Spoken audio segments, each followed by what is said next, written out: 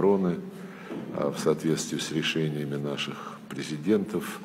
И, конечно же, гармонизируем абхазское социально-экономическое законодательство с российским для того, чтобы максимально эффективно использовать имеющиеся на цели содействия развитию республики ресурсы для достижения результатов, которые будут видны и в пенсионной, медицинской, образовательной и других сферах. Так что по итогам уже 2 встреч президентов Путина и Гунбы 5 марта и 10 мая очерчена стратегическая повестка дня, которая, конечно, будет детализироваться, развиваться, в том числе и по линии наших министерств.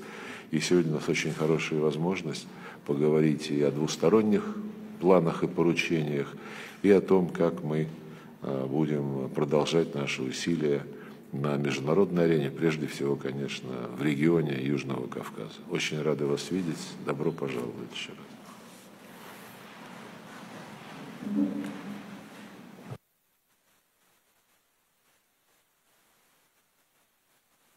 Я нажал. Да.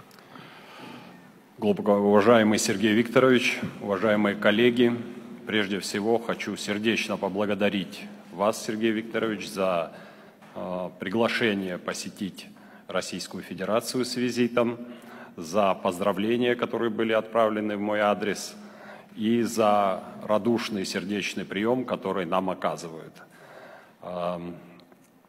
Также, пользуясь возможностью, хочу сердечно поздравить вас с вручением вам ордена святого апостола Андрея Первозванного, очень высокой наградой России.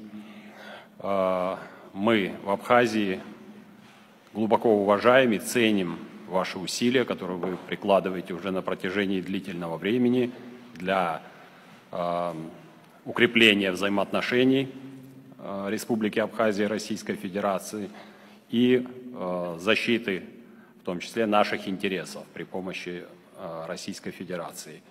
Сотрудничество, которое проходит между нашими странами, носит глобальный, всеобъемлющий характер. Сегодня ему придан дополнительный импульс. Мы видим, насколько интенсифицируются процессы по широкой, по многим направлениям кооперации, в том числе и, разумеется, в области социально-экономического развития Республики Абхазия. Реализуются и уже реализованы масштабные амбициозные проекты, которые для нашей страны имеют колоссальное значение. В частности, это открытие аэропорта. Спустя более чем 30 лет начала функционировать наша воздушная гавань и активно принимает туристов, прежде всего из России, которые хотят посетить нашу страну. Запущено железнодорожное сообщение, оно уже функционирует. Сотни людей посещают Абхазию при помощи фирменного поезда «Диаскурия». Недавно мы торжественно принимали это накануне Дня Победы. Реализуются масштабные образовательные и медицинские проекты. Руководство Минздрава частый гость в нашей стране. Открывается все больше центров с высоким технологическим оснащением. На активной фазе находится сейчас строительство детской больницы. Очень высок уровень взаимодействия, как вы совершенно справедливо заметили.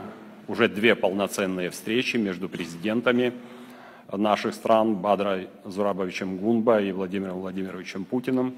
Конечно, такого уровня взаимодействия придает дополнительный импульс нашим отношениям и создает условия для устойчивого развития Республики Абхазия.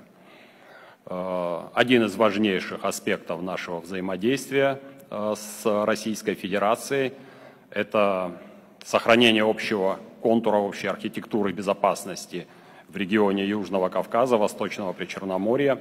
Придаем этому важнейшее значение, работаем по-партнерски, по-союзнически, понимая, насколько важны эти аспекты нашего сотрудничества. Пользуясь случаем, хочу поблагодарить вас за ваше участие и за ваши инициативы по линии образовательных программ с МГИМО и дипломатической академией, родным для меня учебным заведением. И сейчас, вот в настоящее время, новый формат взаимодействия, к которому мы относимся с большой надеждой, это повышение квалификации для сотрудников Министерства иностранных дел Республики Абхазия в стенах МГИМО. Убежден, что наше сотрудничество носит необратимый, интенсивный характер, который базируется на подлинно союзнических, партнерских и дружеских отношениях между нашими странами и народами. Спасибо.